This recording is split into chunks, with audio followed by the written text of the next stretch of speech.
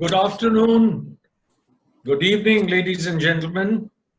On behalf of our group, the Current and Strategic Affairs, CASA, we welcome you to our 10th webinar titled Quad and its Prospects.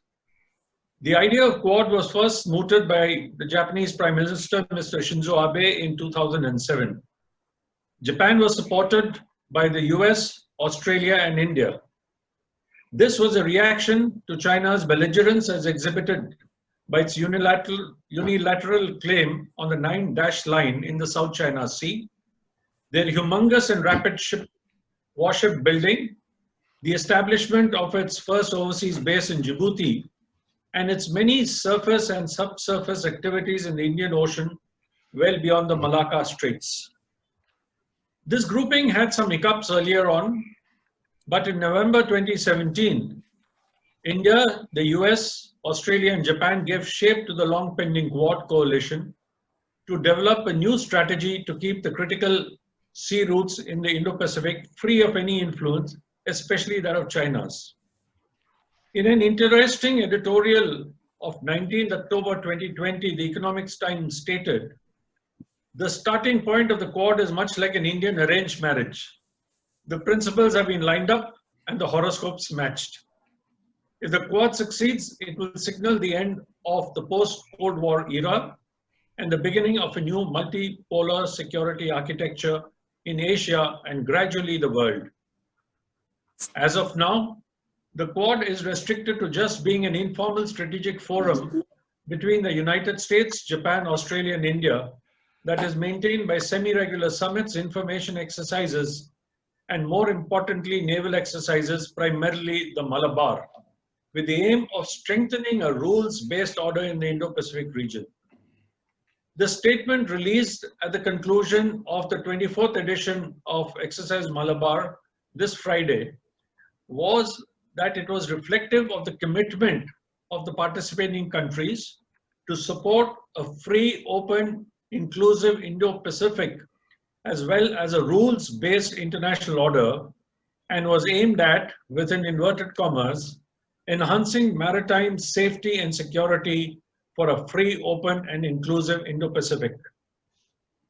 In a global town hall event on 20th November, India's External Affairs Minister stated, "The concept of Indo-Pacific is a rejection of the spheres of influence and a reiteration that the world cannot be frozen for the benefit of a few, even if that is the case with the United Nations."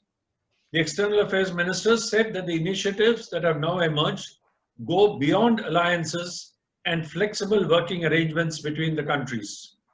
Many European countries too have recently released their Indo-Pacific strategies.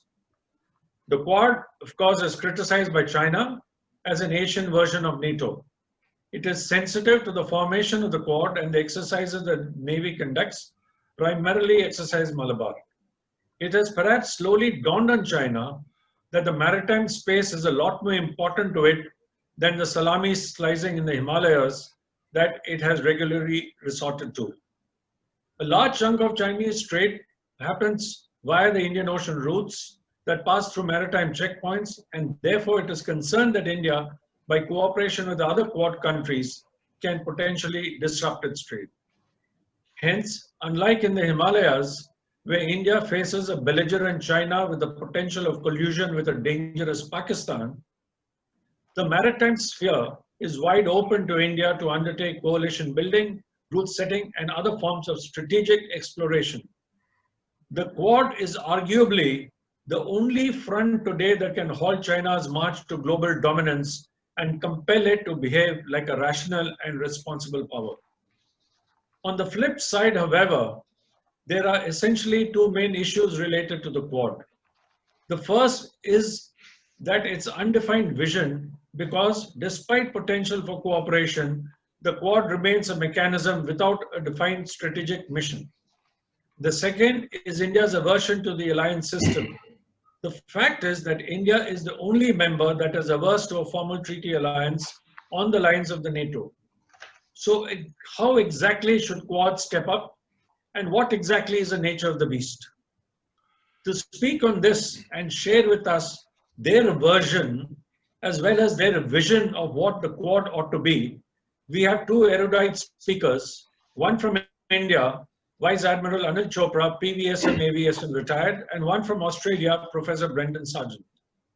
Vice Admiral Chopra is a former Commander-in-Chief of both the operational commands of the Indian Navy, the Western Naval Command and the Eastern Naval Command, as well as a former Director General of the Indian Coast Guard. He has also commanded the Western Fleet and the aircraft carrier INS Virat. As Assistant Chief of Naval Staff, Policy and Plans, he was extensively associated with the Navy's long-term force structure and financial planning. As DG Indian Coast Guard, he was a member of the Apex Defence Acquisition Council for 3 years. After hanging up his uniform in 2015, he has been a member of the National Security Advisory Board for 2 years, and from 2017 till 2019, and is a distinguished fellow with several think tanks. We welcome him, and being an old friend and coursemate of mine, I'm truly honored that he's here with us on CASA to give his views. Mr. Brendan Sargeant is Professor of Practice in Defense and Strategic Studies and Head of the Strategic and Defense Studies Center at the Coral Bell School of Asia Pacific Affairs at the Australian National University. He retired from the Department of Defense in October 2017, where he was Associate Secretary of Defense from September 2013. Prior to that appointment, he was Deputy Secretary Strategy. As Associate Secretary, he was responsible for oversight of implementation of the First Principles Review, a major reform of the defense organization and enterprise governance, planning, performance, and risk management.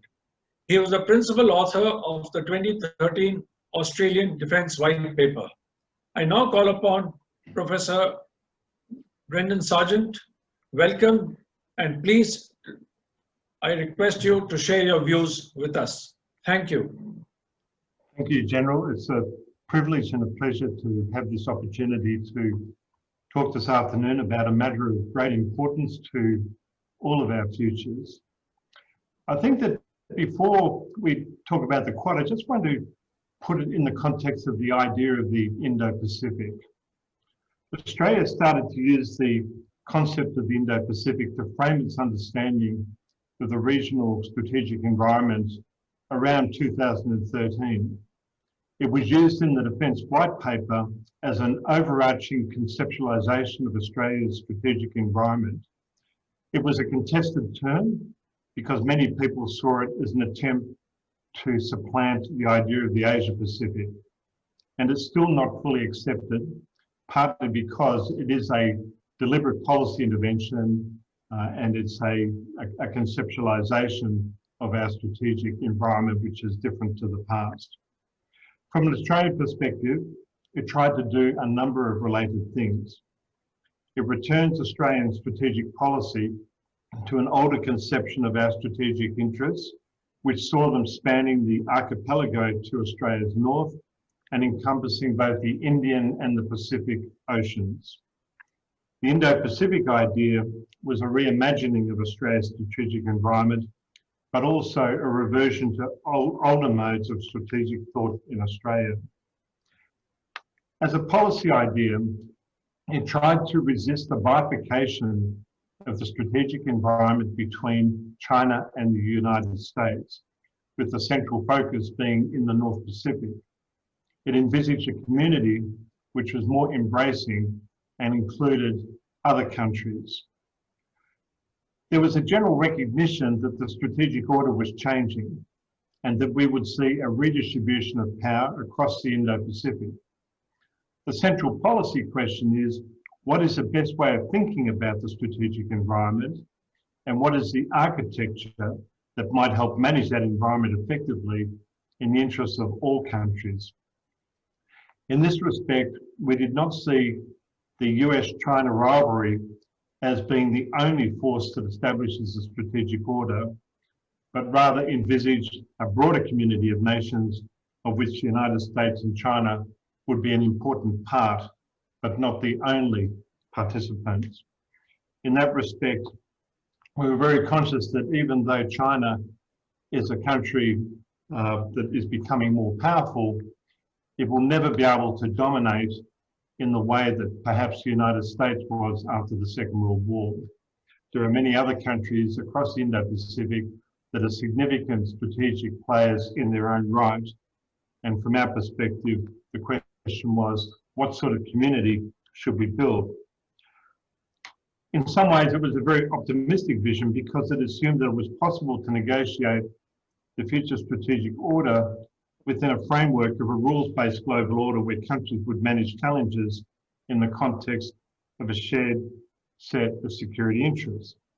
And the Quad embodies these ideas.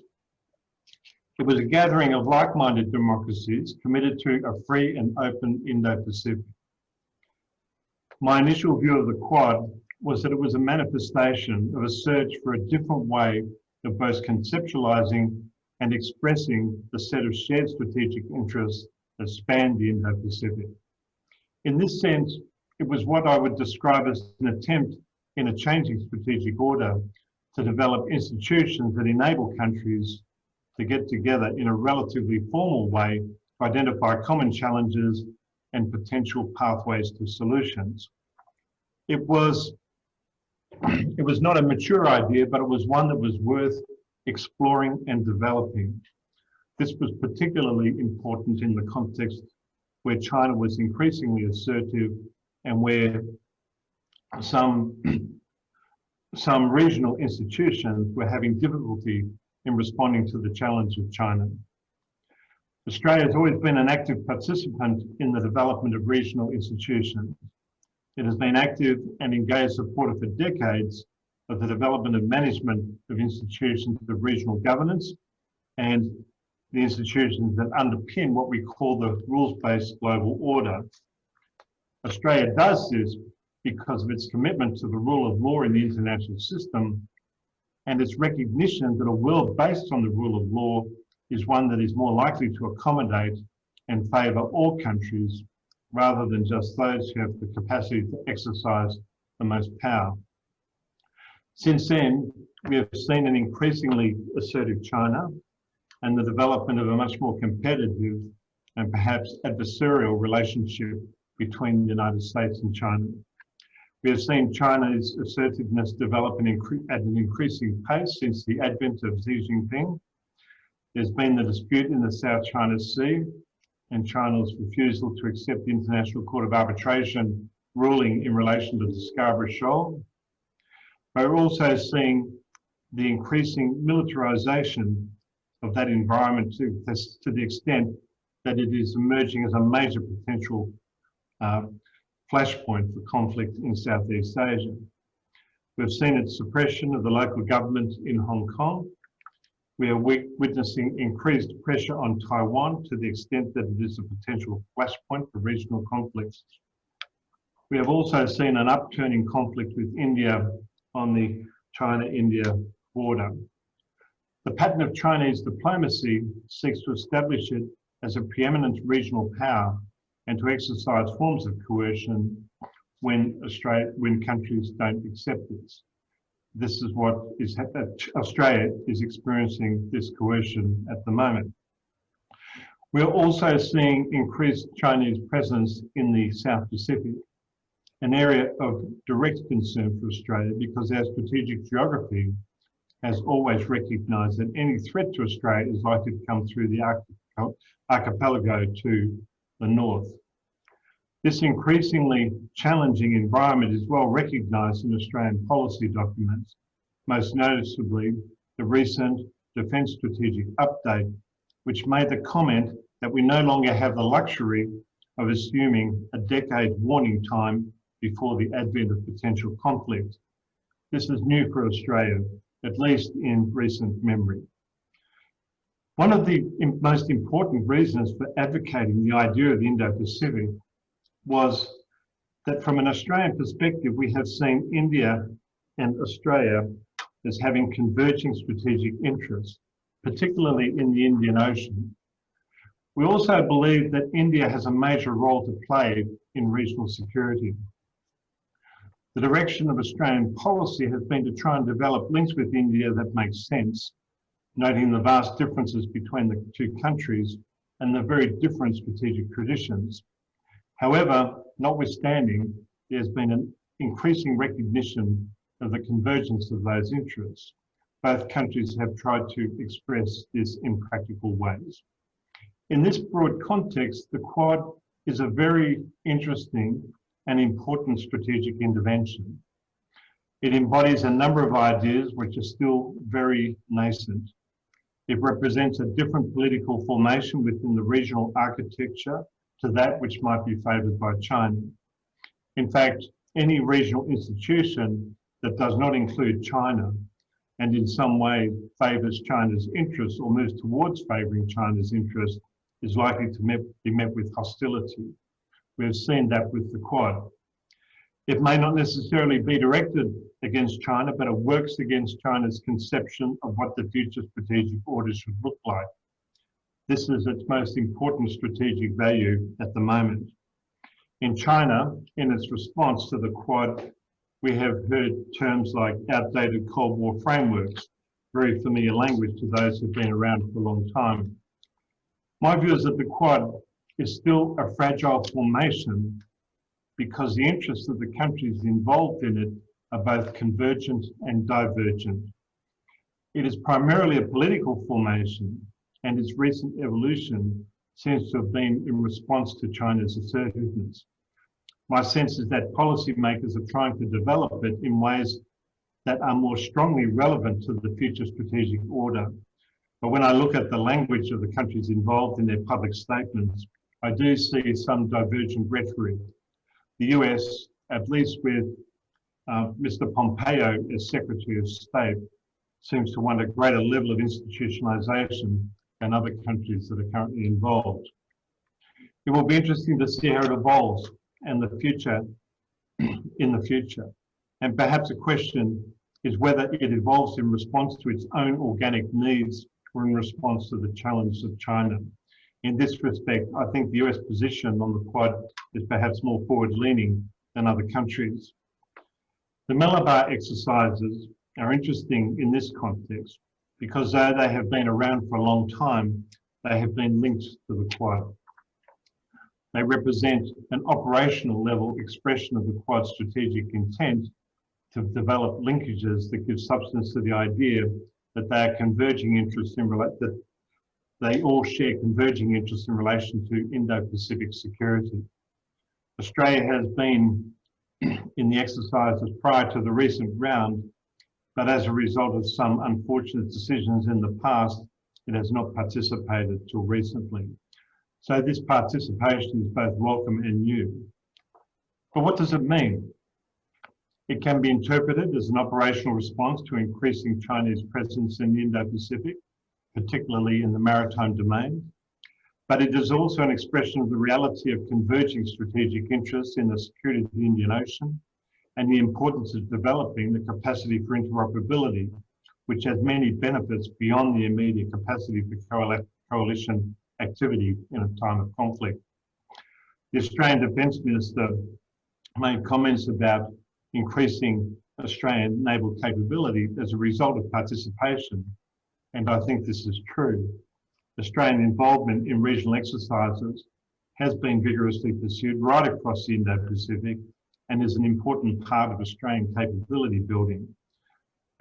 But it also builds what I call habits of cooperation, which come into usefulness in a crisis. The Quad is not an alliance, but I think there are some lessons from alliances that we can reflect on. One way of thinking about alliances is that they are preparation for future crisis. In this respect, there are two questions. What type of world is the Quad trying to build?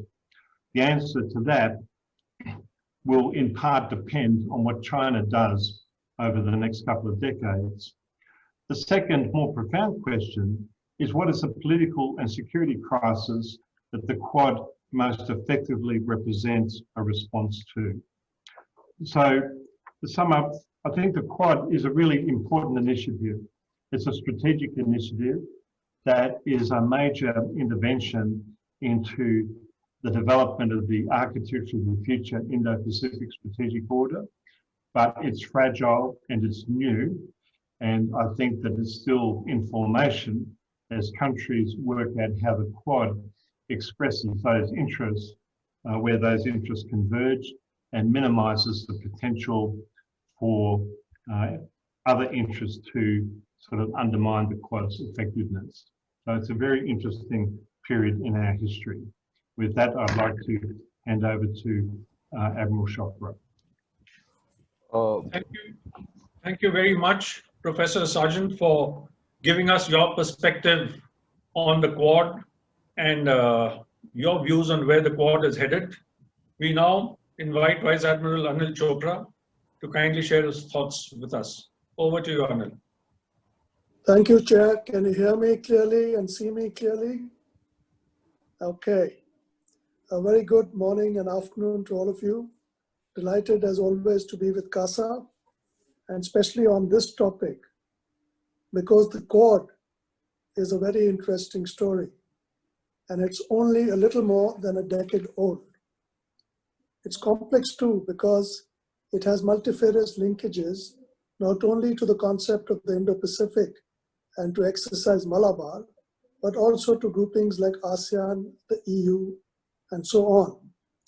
Now, the simplest way to tell this or any other story is chronologically, and that is what I'm going to do. Dwell a bit on the past, look at the present, and gaze at future prospects. But before I do so, a few introductory remarks may be in order. Let me state at the very outset that the prospects for this grouping are less promising today than they were just a month ago. Yes, I do believe the departure of President Trump will impact the Quad in a less than positive fashion in the immediate future, compounded perhaps by the earlier change of guard in Japan. I do believe that international affairs are as much about the proclivities and perceptions of people at the apex level of power as it is about rational national interest or the application of historic lessons and theoretical principles. To my mind, we are now at the same inflection point as we were in 2008, when, after a promising start in 2007, as an initiative propelled by Premier Abe, President Bush, and Prime Minister Howard, the Quad collapsed under the collective decisions of Premier Fukuda, President Obama, Prime Minister Rudd, and the Indian government at that point of time, just a year or so after it started. For the next year, under the leadership of Obama and then Vice President Biden, the US did not show as much interest in pushing Quad, and willy-nilly this permitted the Chinese to play havoc in the South China Sea and elsewhere. It may have been a different story, I do believe, if the initial Quad 1.0 had not collapsed. Things in the South China Sea itself may have been different. Given that we are now likely to have the same team in the United States, and with the Americans being distracted by their domestic quarrels, I suspect, if nothing else, the Quad will lose momentum in the year ahead. For say what you might, it requires US leaderships to propel, synthesize, and integrate the varying perceptions and shifting priorities of the other three players in this group. Most of us would agree that the presently obtaining system of Westphalian system is essentially anarchic and lends itself to disorder rather than order. Order has to be imposed either by a hegemon, a bipolar equilibrium such as the Cold War, or a multipolar balance of power as achieved in Europe after the defeat of Napoleon.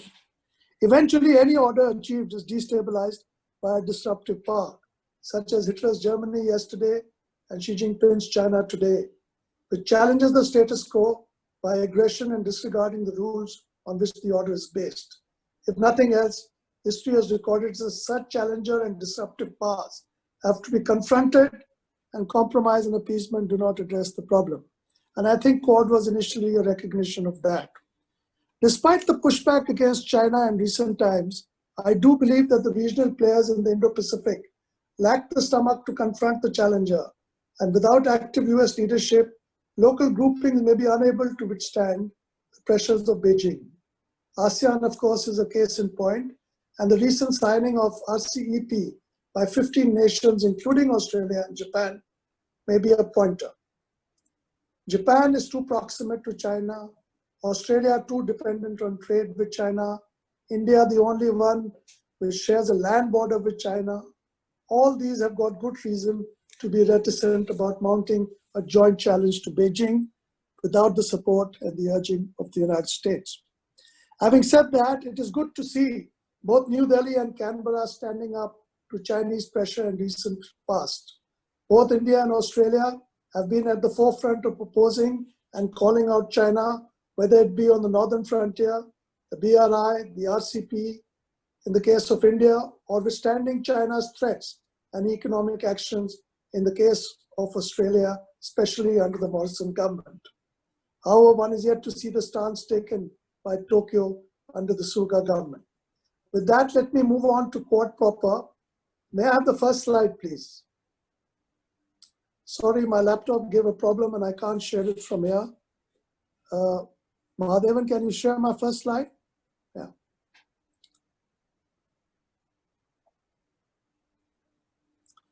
Okay, can you just put on slide number 2? Yeah. Oh, no, the one before this. The one before this, yeah. Well, I'm going to rush you through this, but the reason I'm doing this is because much of the audience may not have been following maritime issues at this point of time. And the backdrop actually points the way to the prospects. We started the story in 1992 after the Cold War and India's opening up. And the first Malabar took place in 1992. This momentum was disrupted by India's nuclear tests. And for the next 6 years, there was drift, and the global war on terror took away the focus from the Asia and Indo-Pacific. Around 2002, it was Hu Jintao and his government which began Chinese assertiveness with a lot of movement in Asia and Africa and elsewhere. And this was duly recognized by Japan, Australia, and the US to some degree.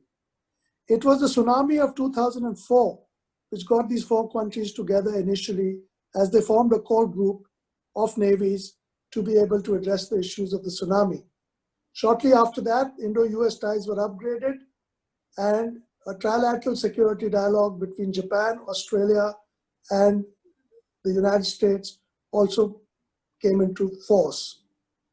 And we, of course, as all of us know, had Quad 1.0 with Abe leading in 2007, immediately followed by Chinese protests and threats to all the players.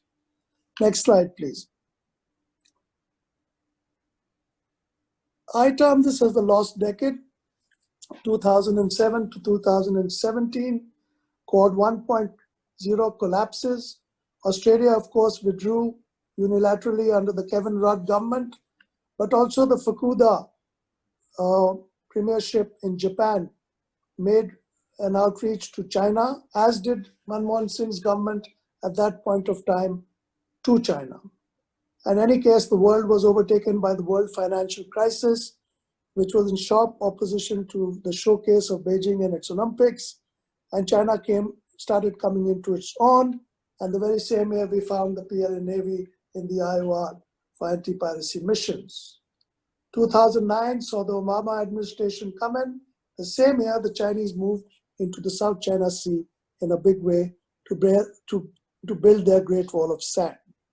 And of course, we know now in those 11 years, what has happened. The islands are reclaimed, they are militarized, they are weaponized, and actually China has achieved, as I will say later, anti-access and anti-denial in that area.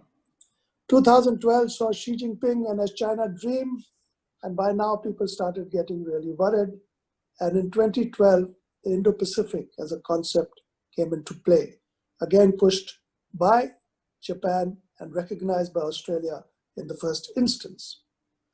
The Modi government, when it came into power, whilst was in the beginning focusing on the China outreach and did try very hard to mend fences with China so as to be able to follow its economic agenda. However, as we all know, this did not bear much fruit. In 2015, Japan joined Malabar, And by 2016, as I said, the islands in the South China Sea had been weaponized, and China has since then had a fairly good anti-denial strategy. It's reached that particular area that it wanted to. Next slide, please. Okay, 2017, we saw President Trump take office and immediate trade wars and the calling out of China as an adversary, not only in his statements, but in the national security strategy and the national defense strategy of the United States, which followed. At the Manila ASEAN Summit, under the premiers pushed, and Quad 2.0 was revived and immediately followed by official and other meetings. 2017 saw Japan and the US talk about the free and open Indo-Pacific, but India was still hesitant about that concept and has maintained free, open, and inclusive Indo-Pacific, which does not exclude China hypothetically. 2018, the United States renamed its Indo-Pacific Command, and last year, momentum increased.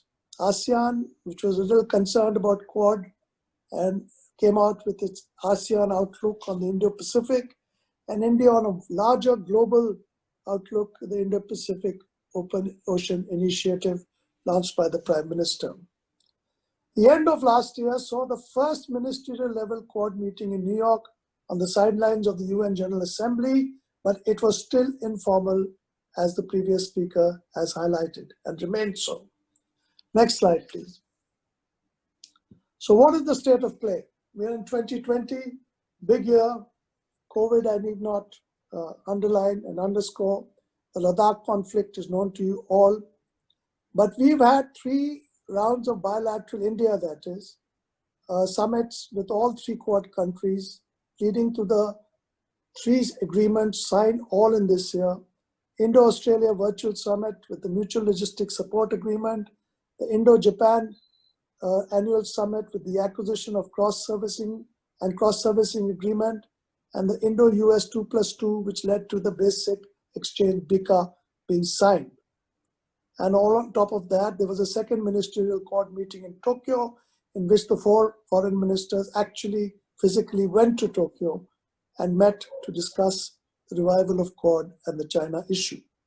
And by now it became clear that there was nobody still beating around the bush. China was the problem, it was upfront, and it was discussed as such.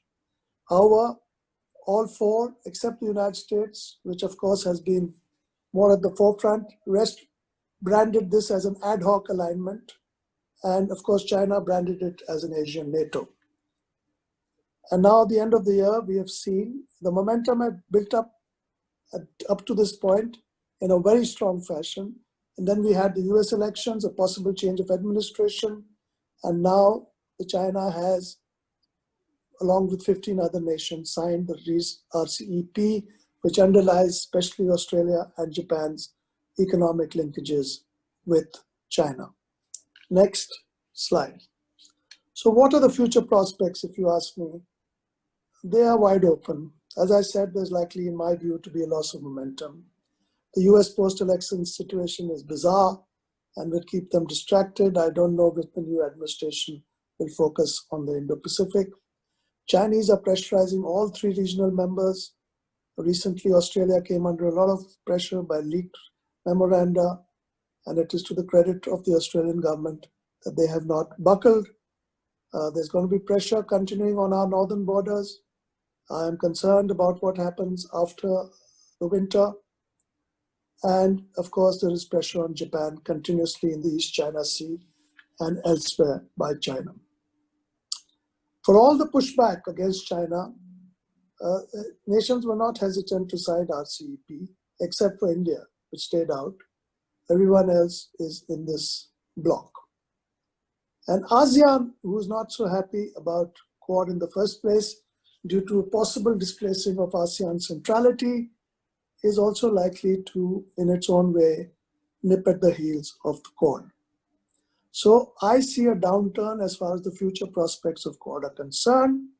On the positive side, there is supposed to be a 3rd Quad ministerial meeting in New Delhi, possibly sometime during 2021.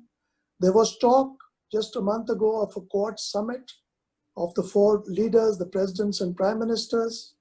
I don't know whether that will take place now. There was talk of a Quad secretariat and a formalizing of Quad, which again is a question mark.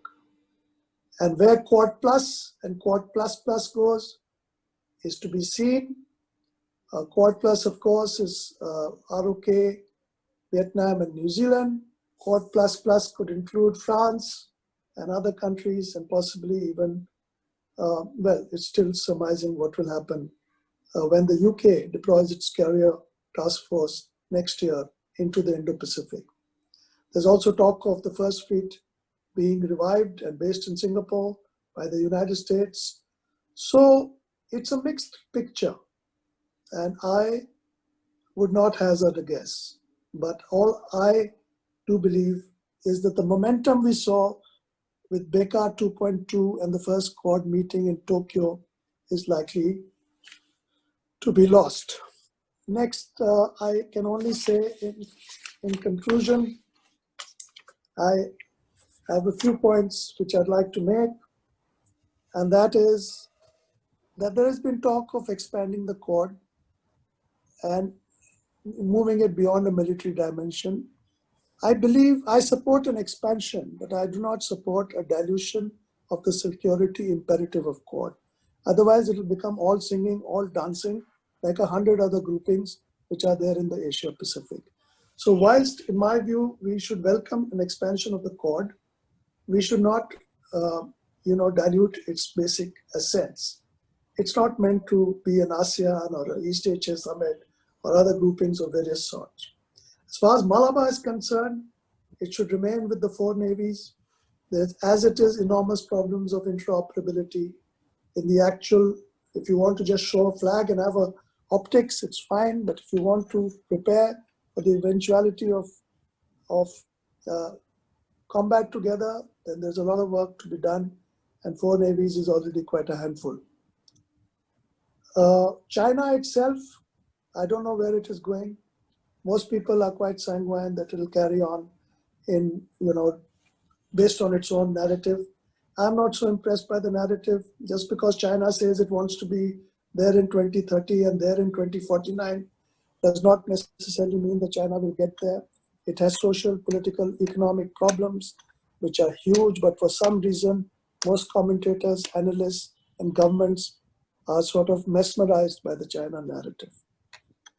The Quad prospects in this scenario are important that we keep them where they are and not let them decline. India needs to watch Chinese behavior carefully over the next 3 months and the transition in the United States, because we are locked in already a conflict situation on the northern borders. Japan's, whether it will now go into constitutional amendments of Article 9 and come out with regular armed forces under the present scenario, and its ability to therefore take on China in the Northeast Pacific is also something we need to see. And Australia, under enormous pressure of its exports and imports, is seemingly, and I think, putting up a very strong stance against China, and I really do hope they will continue along the same lines. But as I say in conclusion, all these 3 countries have shifting priorities based on their immediate dealings with China. And the only way the Quad can really mature is if the US takes strong leadership. With that, I conclude. Many thanks. I can answer any questions you may have. Thank you very much, Admiral Chopra, for this wonderful exposition and your views on the prospects. As always, you have spoken your mind and not held back on any issue. To carry on further, may I hand over to my colleague, General Ravi Shankar, to take this on further. Over to you, Ravi. Thanks a lot, sir. At the outset, I must thank Professor Brendan Sargeant and Admiral Chopra for very explicit ideas which they've given out about the Quad. I think we've got 2 different perspectives in a sense, which is always good. But this 2 different perspectives I see a certain amount of convergence in their ideas. What is that convergence? I see both of them have said this is a very nascent kind of a thing, idea which is coming up. There's a lot of fragility in the whole idea of the Quad. In fact, there's a lot of fragility, if I may say, in the whole concept of Indo-Pacific itself. Why? You see all 4 countries are going through their own transitions. You see China itself going through transition. And you're living in an uncertain world of the COVID, which is not yet ended. So there are a whole lot of things in motion, right? And Professor Brendan Sargeant brought out that it's a political formation. Admiral Chopra dwelt a little more on the military aspect of it, right? But yet, I feel there's an economic angle which needs to be kicked in this whole story, right? Now, to clarify, we made down some points and some issues. So I'll ask this question to Professor Sargeant. Now, the Quad has many economic challenges and contradictions within it. Though you said it's a political formation, I think, in our opinion, there's a lot it can do if you want a rules-based order and to decrease Chinese assertiveness, as you said, and coercion. There's a lot that the Quad can do economically. And there's an opinion that, look, the Quad has a great platform to perform. But then the contradictions are, how do you balance this Quad, the potential of the economic Quad, with the RCEP, the ASEAN centrality, the Trans-Pacific partnership which was to come, and the BRI? Because the BRI is the elephant in the room, which is we have not touched upon. And if you want a free and open Indo-Pacific, environment, you can't wish the BRI away. How do you see this going forward, Brendan? Look, that's a big question, and I suppose it goes to what does the future strategic order in the Indo-Pacific look like, and how is it constructed? One of the points, I think, which Admiral Chopra made really strongly is that, in a sense, the US power is the binding agent that provides the underpinning structure of the current order, and we're seeing a diminishment of US power and a turning inwards by the US because it has so many internal problems it has to deal with. And to the extent that President Biden can engage with the world, he has to fix internal domestic issues as a precondition for that. So I actually think that we're in for a period where we'll see less engagement by the US. It won't go away, but we'll see less engagement, and their involvement will be more conditional.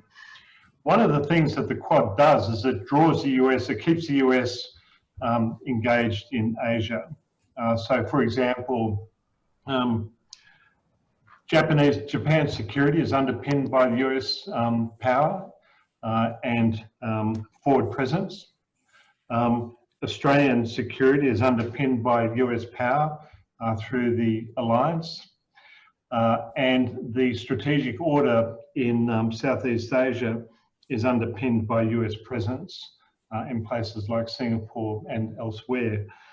And so what the Quad does is that it provides a strategic political formation that enables the US to, or it helps keep the US. But I also think that from a US perspective, and I can't speak for them, I think they would like to see more regional leadership.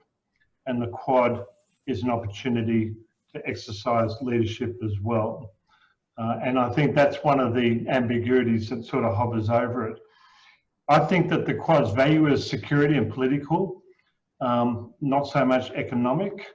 I agree with Admiral Chopra that to make it economic is a distraction and dilutes its energy and purpose.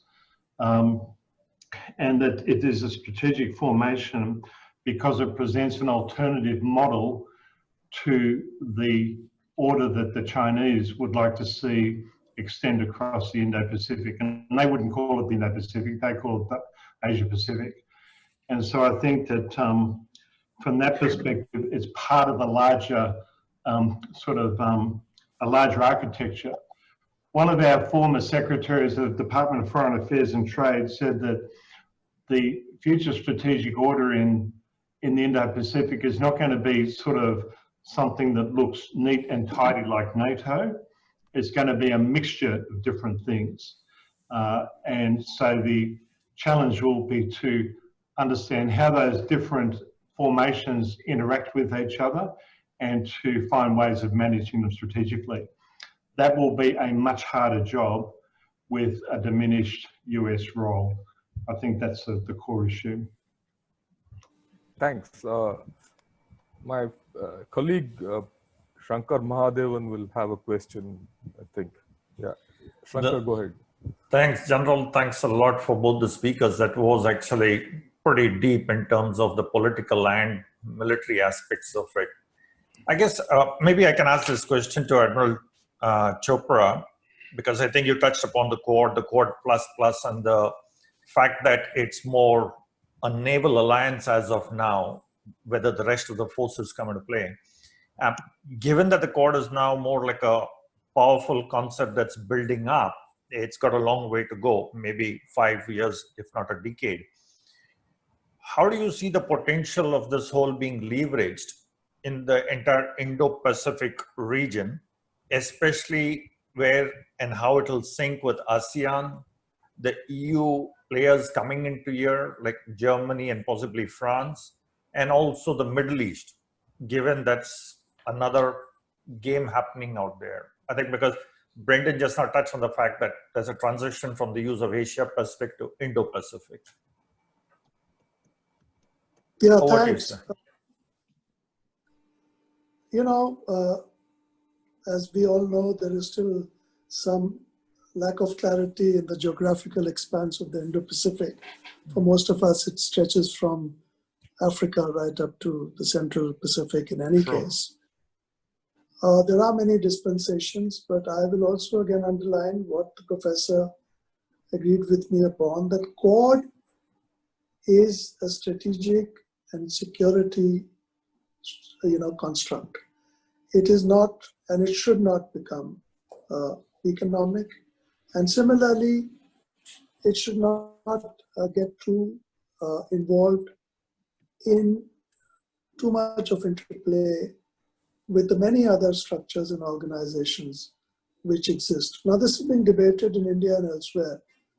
Asian centrality, all countries, Japan, India, Australia, to some degree, have accepted and do mouth the fact that ASEAN is central to any regional and sub-regional architectures.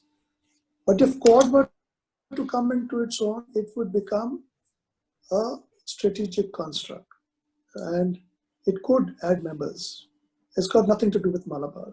Malabar is 4 of the bigger navies getting together to get interoperable for eventualities, which could be from HADR to littoral and other issues or operations other than war.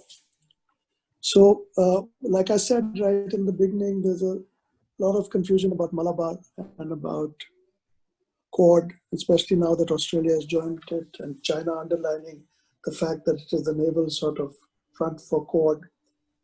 So there is much confusion, as you agree. The basic issues will remain is how much the US will be committed, how much the 3 other players are willing to take a leadership role by themselves. That includes how much of money they're putting into their defense budgets and force levels. All that is part of the game. It can't just be verbal. And therefore, one will have to see how this all comes about. As we all know, even NATO was riding on the back of American money and for all these years. So I think the US, even after Trump may go, but Trumpism will remain, and I don't think the US is going to put in as much men and material as it was used to doing in the past. And that's why I'm concerned. Because to hold China, you need a coalition of sorts. And if the US is not going to lead it forcefully, then Australia, India, and Japan and others including France and maybe some of the European powers, will have to try and look whether they can come up with, something which is of a strategic nature and which is used for strategic signaling. As you all know, the economic aspects, of course, underlie everything. The US has ceded ground by withdrawing from the TPP. As you remember, there was a Trans-Pacific Partnership, which Trump got out of in 2016. Whereas the RCEP went ahead, which was the Chinese version of the TPP, in a way. And that has come to fruition. So the United States now out, as is India, out of this grouping. We'll have to see how Japan and Australia shape RCEP with China within it. And therefore, to answer your question, it's multifaceted. It is political, military, and economic, certainly, the behavior and political alignments. But we are talking about the Quad. Yeah. And I think we should just focus on the strategic construct of the Quad, the strategic signaling that it can provide, and the leadership it can provide in the security sense and not in any other sense. Thank you. Thanks a lot. Thanks a lot, sir. That was a very nice way of putting it. So one thing which has emerged pretty clearly from both of you is that the Quad is going to be more of a strategic and a security construct rather than an economic construct, with more of political heavyweights coming in to counter the Chinese weight. That's great. Let me ask you a direct question to both of you. I'll first go with Professor Brendan Sargeant, and then Admiral Chopra, you can follow it up. What is it that your respective countries get to the Quad table and to make it successful? It's a very simple question. What do you get to the table, which rights? We all know. Okay, then we'll talk about the US a little later. We will go with you, Professor. So what was the question again? I didn't quite hear it. What does Australia get to the Quad? Okay. Right. Right. Because ultimately we have to come down to nuts and bolts to see what can we do. What do you bring to the table? What do you bring to the table?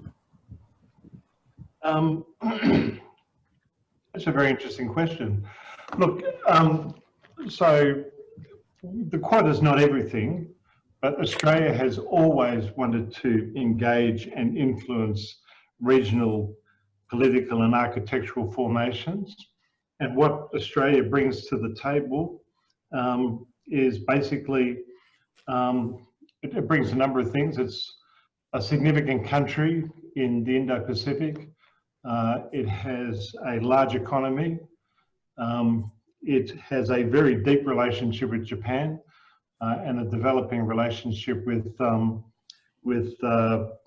India, and a deep relationship with the United States, so very different to the one with Japan.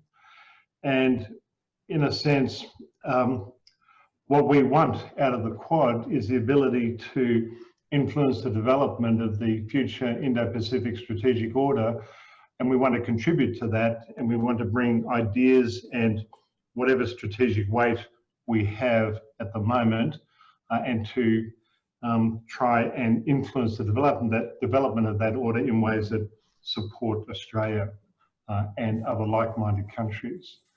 So, and I think each country brings different things, but that's what I think Australia seeks to bring. And the other thing, Australian policy has always been concerned with contributing to the rules-based global order and putting our money where our mouth is, I suppose, to express it that way. Thanks. So, over to you, Admiral Chopra. Yeah, thank you. First, of course, what we bring to it, and it's quite important to the rest of the countries, our very participation in Quad is a strategic shift and strategic signaling. We, of course, share values of democracy and freedom, but we, by now finally evolving into participation in larger architectural structures whilst retaining our strategic autonomy, is a huge shift, and the world has recognized it, and so has members of the Quad. And I think that is what we bring to the table in the first instance. The second is the vast economic potential that we have if properly tutored, and that would be of interest to members of the Quad as much to the rest of the Indo-Pacific. But to bring to now talk as a naval officer, and what we specifically bring to the Quad, which is recognized by the Quads in the naval fraternity, is that we bring the Indian Ocean to the Asia Pacific in ways nobody can. India is the only power central to the Indian Ocean, not just geographically, please note, not just geographically, but between Suez and Malacca, India is the only country with the economy, the population, the size, and the military to be able to influence and stabilize the Indian Ocean region. If we don't do it, there's going to be a vacuum, because no other country is placed. Having a base in, Gwadar or having Diugukasha even does not make up for the main bases which are there on the Indian seaboards, which are just looking down east, west, and south over the Indian Ocean. This was recognized by the US in the 1990s itself, and by Japan and Australia recently. So in terms of military stability, let me put it, just stability in the vast expanse of the Indian Ocean, the only country which can play this role locally is India. France can bring in a bit, UK can bring in a bit, even the Americans can bring in a bit, and so can Japan and Australia, of course. But we are sitting right there, and the Indian Ocean is the maritime highway of the world, and a lot of trade which is not Indian passes over it, and everyone is interested in stability because everyone's interested in that trade. Everybody wants security of that trade. And if we don't do it, nobody else can, even if they want to. Thank you. Thanks a lot, sir. Interesting. Can I take a question from the audience? I think I'll leave it to both the panelist speakers, and there are two people who have asked a question about Russia. What is Russia's potential role or view of Quad if push comes to shove? How will Russia play its role in case of a conflict situation that arises in future, especially given India's strategic requirements to be in the good books with Russia being a major arms supplier for a long time? So do you want to go first, Professor Brendan, and then Admiral Chopra? Russia and Australia don't have a very good relationship at the moment, and never really have. And so, from an Australian perspective, I think Russia is on the other side of the Quad. Of the Cold War. and in a sense, a country that Australia has to engage with, but it's not a country that Australia will ever have a very close relationship with. And that goes to history, that goes to the US relationship, it goes to some of the activities that Russia's undertaken against Australia's interests. I think the more interesting question is, how does India and China balance the Russian relationship? And I think the real issue is not in the Indo-Pacific, it's in Central Asia. Yep. I think, and so to me, Russia only becomes relevant to the Quad as a sort of spoiler, in a sense. And I think what the Russians will do is play, as they play their diplomacy very cleverly, they will manage their relationships with each of the partners bilaterally to support their own interests. They're very sort of ruthless in that way. Okay, Admiral Chopra, your thoughts? Yeah, of course, we have a relationship with Russia which goes back to shortly after independence, the 60s onwards. And we have this legacy relationship, and we have legacy arms, and we also still having our relationship going. Russia is important to us, not just from the Pakistan or Cold War perspective, but for fine-tuning our relationships with Central Asia, with China, with the Islamic world, with Pakistan itself. Now, Russia is, of course, at the moment, we can go back to Churchill, it's a puzzle and an enigma, and we don't know which way Russia is really going to go. India's interaction with Russia confuses many people, including many Indians themselves. But we are active in RIC, we are active in SCO, we are active in BRICS. All these places we have Russia-China connections. And on the other area, we are going ahead as a major contributor to Quad and the new shaping order in the Indo-Pacific. I think it's an evolving thing. I think we have already diversified our arms to other sources, including Israel and France and the US. And I think in a short while, whilst we will continue to buy arms from the Russians, we will not be as dependent on that one source of supply as we were earlier. The big question is not the arms and the history. The big question is Russia-China. The big question is Russia-China. As all of us know, when China and Russia both became communist powers, there was a period of bonhomie and then the Sino-Soviet rift in 1960.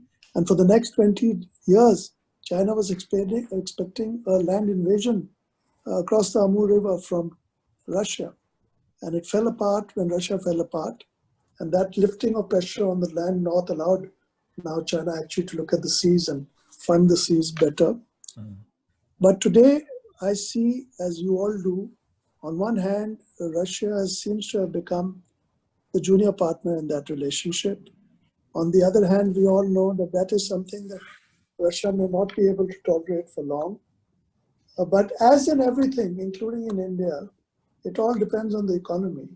If the Russian economy is strong and if it revives, then it will be able to maintain its independence, strategic autonomy, what we call. If you don't have an economy, then you're not going to be strategically autonomous, whether with anywhere else. So I see in the Indo-Pacific, I would agree with the professor, that Russia doesn't really have the capability now, the maritime capability, to play a significant part, except in Northeast Asia and the Japan, Korea, China, Russia triangle in the seas up in the north. But it has great continental and aerial capacity, which can also be brought to bear in the Indo-Pacific. To my mind, and I might as well say this, the Indo-Pacific may be a maritime expanse, but it is not limited to the navies. It is also impacted by expeditionary forces, air forces, and amphibious forces, which could be brought to bear if you have sufficient ship and airlift capability, even in today's day and age. So it's a big churn, and the littoral and the rim countries of the Indo-Pacific are as important and as impactful on the Indo-Pacific as the maritime nations. I've said a lot about Russia, but then I'll again conclude by saying at the moment, it does not have the same capacity as it used to in Soviet days to impact the Indo-Pacific maritime expanse. Then we'll have to see what way it goes with China. Thank you. Okay, thanks a lot. General Shankar, can I take one more question please, from Manoj in the audience? There are a couple more over there, but Manoj, who's part of our core committee, his question is more, I guess, to Admiral Chopra, but I think Professor Brendan could chip in too. You had mentioned, Admiral, that we had a wasted decade from 2007 to 2017. And according to Manoj, the Lord Palmerston doctrine still holds of no permanent friends and only permanent interests. So in that aspect, how do we ensure any change in political leadership in any Quad country does not query the pitch or strategic direction, or does not cure the pitch or strategic direction? Like I think earlier, Professor Brendan also touched on the Trump transition, and in Japan with the Prime Minister's change of guard. Do you see any potential change of guard impacts on the Quad going forward? Either? Well, it's a tricky question, but I started with that. I started by saying that the apex leadership in all countries impacts hugely on any alignments. And it's a tricky question because the answer to that is clear, but the answer to that is sensitive and political. The only way you can avoid a change in leadership or dispensation from upsetting a grouping is frankly with alliances and treaties. Signed it. Yeah. Ad hoc coalitions, ad hoc alignments are open to interpretation, open to leadership. This is an important point. In fact, I spoke on it somewhere, that we have to, for India and for Australia, this in the Indo-Pacific, this is an important point. All ad hoc coalitions are open to withdrawal at any point. Kevin Rudd withdrew within a year, less than a year, of the first unilaterally from Quad. Any of the Quad countries today, including the United States, can withdraw unilaterally. Mm-hmm. But if you had a treaty and an alliance, but alliance is something that India is not at all keen with, and for good reason. Entangled alliances, as George Washington used to say. You get entangled in many things when you get into an alliance. So we are trying to keep ourselves out of an alliance, but then we have to live with the fact that all these groupings, which are not alliances, are open to rapid change, just based on the personality or the ideology of the person who comes into power, from Labour to Liberal, from Democratic to Republican, etc., etc. Thank you. Professor Brendan, your thoughts? Look, I agree. I think that we're in the realm of politics, including the politics between countries. And I actually don't even think alliances are completely robust. The world has got plenty of broken alliances. At the end of the day, countries act in what they perceive to be their national interest. And it's really important to work where your interests converge and to focus on that. And I think that so I think that what the Quad has to do is strengthen it's a strategic intervention, it's a political intervention. I think it's important to give that ballast or substance. And one of the ways in which that can be done is to sort of create environments where countries can talk about their interests and then from that maybe do things together. But what's more important is that those broader general interests are underpinned by what I would call strong bilateral relationships. So we have a really, I mean, Japan is our second largest trading partner after China. We have enormous financial investment in Japan. And we have, with India, a common interest in the security of the Indian Ocean, particularly from Australia's perspective, the northeastern parts of the Indian Ocean, but also around towards the Arabian Sea. And so to me, you know, the art is to find those areas of common interest, build that, and to build what I call habits of cooperation, so that when the relationship is under stress or when there are problems in the world, you've got something to hold on to. But you also have to be very clear-headed and recognise that countries must act in their own interests, and their interests may not be your interests. And then the question is, how do you manage that? So I think at one level, you know, all these formations are fragile, but Australia's experience in Southeast Asia, where the relationships have gone up and down, particularly with Indonesia, is that we're bound by a set of shared interests and we work to give those interests substance through dialogue and through activity. So I think it's that's the path forward. Interesting. Just one last question. Since you touch on the topic of interest, I'll leave it to both of you. It's more to Admiral Chopra. Why do you see the signing of RCEP as a setback to the Quad? During your presentation, you're talking of that, because Australia has been pretty clear that they would keep their security interests independent of the economic interests. And I think Professor Brendan just mentioned that. So, Admiral, do you want to take that last question? Yeah, because in the real world, that is easier said than done. Once you get entangled economically, it's very difficult to diverge on completely different strategic paths. That's what the history of the Westphalian era has shown us. Mm-hmm. And I believe that, I'm not saying it will, I put it as one of the factors when I said that the prospects do not appear as bright as they were some time ago of Quad. And when Australia and Japan get into economic agreements in RCEP with China, irrespective of their determination to not let it impact on their security aspects, I'm afraid it may not be that easy, because economic connections have a life of their own, and it is difficult to disconnect from them, as Australia itself is seeing now. And one of the things India has done well, though many people believe it's shooting yourself in the foot, one of the things India has done well is to keep out of BRI and RCEP, to retain that independence which comes of not being economically connected in any sort of framework. So I do appreciate and believe that Australia will try very hard to keep the two separate, as it were, but I don't see it being able to succeed entirely. Thank you. Okay. Professor Brendan? Yeah, look, I understand that argument, and I have a lot of sympathy for it. And Australia is in the process of, in response to China, looking at ways of diversifying its economic dependence. And the RCEP gives us access to a lot of different countries, not just China.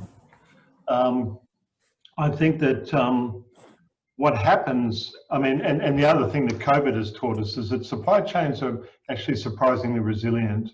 And Australia as a country, as a trading nation, and a relatively small country in the world, sort of big country economically, but small country in terms of people, we've always traded some level of sovereignty for the benefits of engagement in the world. Now, I think the big debate is the extent to which we continue to do that. And so I think we'll see a strategy of diversification, hedging, risk management. But the reality is we're always going to be economically dependent on our capacity to trade with the world. What I think one of the lessons of history is that in a situation of genuine conflict or security threat, economic considerations tend to be put as a second order consideration. The real issue strategically for a country like Australia is what is the cost of doing that if that type of eventuality occurs. And in that sense, I think one of the big issues for Australian policy is how vulnerable are we strategically in terms of our relationship with the rest of the world? How much autonomy do we need to develop? And that's a big debate that's occurring in the country at the moment. So, in that context, what the Quad does is starts to diversify our relationships and gives us more options for our engagement with the world. But it's not an economic strategy. Thanks a lot, gentlemen. I think we are quite on schedule. General Shankar, over to you. Yeah, thanks a lot. At the end, before I give my views on it, I must thank Professor Brendan Sargeant and Admiral Chopra for being quite lucid in their ideas, because we've thrown to them quite different questions, across the horizon. Few things come out very clearly, right? One, we are living in an uncertain world, right? What happens last month is we are not sure of it this month, and next month, I don't know how much far we can look into. Our time horizon or clairvoyance seems to be month to month. So what is strategic today is tactical day after. So that is one part we have to go through, and it's an uncertain period for the world for many reasons, right? And to that extent, what the Quad and its prospects are also going to be uncertain. Responses are also going to be uncertain. No country is going to commit itself to any certainty in this uncertain times, because we're all going through a tunnel. Okay, having said this, a major issue which has come out today is that the Quad is going to be a reflex action of what China does and what's its assertiveness and what its behavior is. So Chinese behavior and its growth has a large part to play at how Quad develops. And I'll go with what Admiral Chopra said. I think the world is overrating China. China has got a lot of issues. So China itself might not pose the threat which it seems to pose today, right? We'll see how it goes, because if you look at their economic indicators, things like, some of their banks collapsing, their bond markets going, some of their big names are, defaulting on bonds. They've gone through a major flood season. Well, for the past 30 years, they've never seen a flood in the Yangtze Basin the way it is. The economics of that have not come out. It will come out down the line. And plus the fact that, India has held on to Ladakh. You held on to a large strategic force in, of the PLA and Ladakh. So it's going to have its effect. It's not as if China is a runaway train. Right. Having said that, there's a different angle to this Indo-Pacific thing which we have to understand, that China is trying to reach two oceans. They've got hang of the Pacific. Through the CPEC, they're going to touch the Indian Ocean. And if China has to be a superpower and it has to be so aggressive and assertive as it is, that part of the Indian Ocean cannot be left out of the equation with the naughty neighbor of ours called the Pakistan. So if you're going to have two ocean reach, and that's how it's going to be a superpower, Indo-Pacific as a whole construct has to be rethought. There'll be a centrality to the Indo-Pacific called the South China Sea and the Malacca Straits. There has to be a eastern or a western extent going to, the Bay of Bengal, Arabian Sea area, and the eastern construct going to the north or the western Pacific, the Eastern Pacific or the North Pacific, which is the Pacific Island group. So there's going to be three plays going on within this entire Indo-Pacific. How Quad reacts to all this, how Quad behaves, is going to be a challenge. I mean, it's not going to be something easy. Then, of course, US. Well, we've been talking of the contradictions between, security and economy. I think the big problem and the big elephant in the room, which we have not considered, is US, because it is joined at the hip economically with China, and it's got the maximum problems with China, and it's going through its own, leadership issues. And again, I go with what Admiral Chopra said: Trump might not be there, but Trumpism will continue. There's a period ahead where China has to look in, USA has to look inward. The kind of polarization one sees within US is something which, at least I think all of us have never seen in US after the Vietnam War. So how much US will get things to the table is an issue, but then they have their own problems with the US, with China. So that's a balance which we have to see.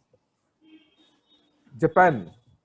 What will Japan's commitment to the Quad be as a security system, and what its contribution will be is a question mark, given their own national imperatives of not going the Self-Defense Act.